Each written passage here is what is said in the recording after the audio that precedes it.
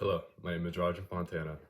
I'll be discussing the death penalty and how people either favor it or do not, as well as comparing America with European countries and South America. In America, 38% believe that the death penalty is morally unfavorable, and 40% do not favor it. When we compare polls with both those in Europe and South America to America, the ranges is mostly similar. The polls are somewhat skewed because each has separate perspective in their thinking. For example, you may believe morally it is right but disagree to have it on the books.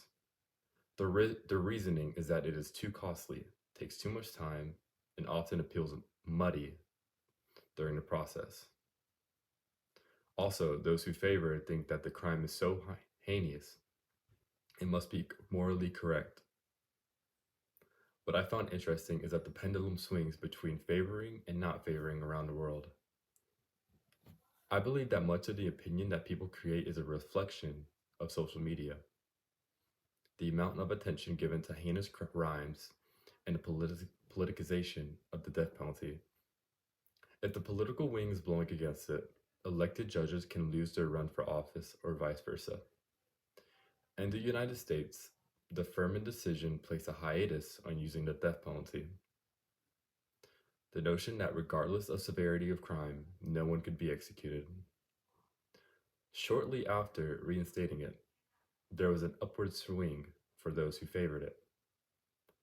After numerous readings on the subject, it became apparent that people facilitate from one perspective to another based on a myriad of reasons. What most stands out is that they want it on the books. At least it is an alternative. From a law enforcement perspective, it is one tool that can be used as a bargaining chip to find out more information from a defendant. The significance of this is based on the reality that families of the victims want closure in their cases and want more knowledge on what actually occurred, where the body is located, and why did it happen. Although sometimes there is no rational explanation, since the legal system may be dealing with mentally ill people at times. When studying the EBB and the flow of the approval rating for the death penalty, many factors influence it. For example, there was a significant rise in those who favor it, but many felt that the media had a role in this.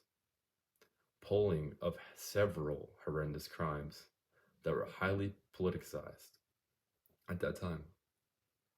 These included Charles Manson and his Helter Skelter group, who killed pregnant actress Sharon Tate and her other friends, and the following evening killed the well-known husband and his wife who owned a supermarket chain.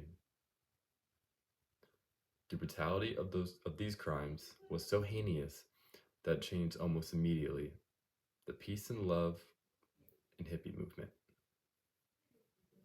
It was as if society just stopped and paused all of a sudden, realizing that society was changing and reality throughout the country was reinserting itself in the daily living.